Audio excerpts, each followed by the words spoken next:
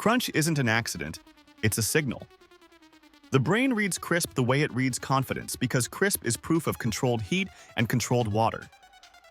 When something is truly crispy, it means moisture was removed on purpose, surface temperature climbed high enough to brown, and structure locked before steam could collapse it.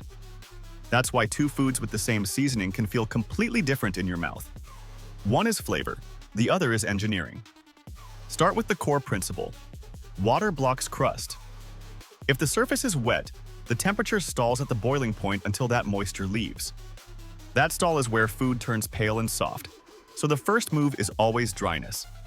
Take your protein or your starch and remove surface moisture aggressively. Paper towels, airflow, and patience beat more seasoning every time. Then add salt early because salt pulls moisture out first and then, given a moment, helps that surface dry out cleaner. That dry surface is your runway.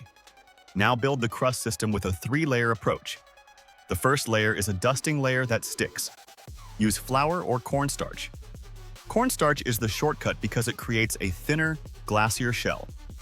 The second layer is the glue layer. That can be beaten egg or a thicker binder like buttermilk mixed with hot sauce. The binder controls how thick the crust becomes. The third layer is the texture layer.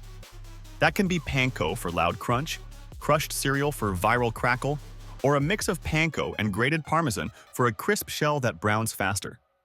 Heat is the next rule. Oil temperature matters because crisp is formed by rapid steam escape.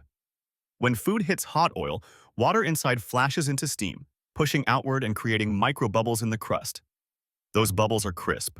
If oil is too cool, steam escapes slowly, the crust absorbs oil, and crunch turns heavy and greasy. If oil is too hot, the outside browns before the inside finishes, and the crust tastes bitter.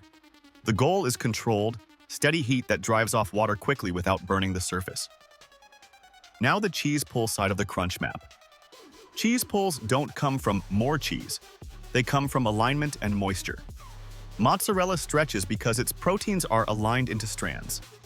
But if you overheat it, fat separates and the pull dies.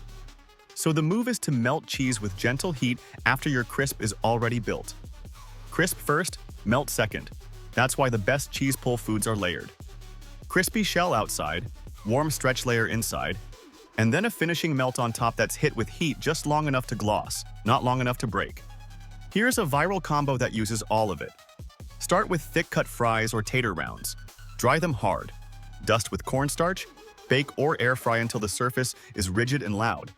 Then toss in a thin glaze of butter and parmesan so the fat carries flavor without softening the shell.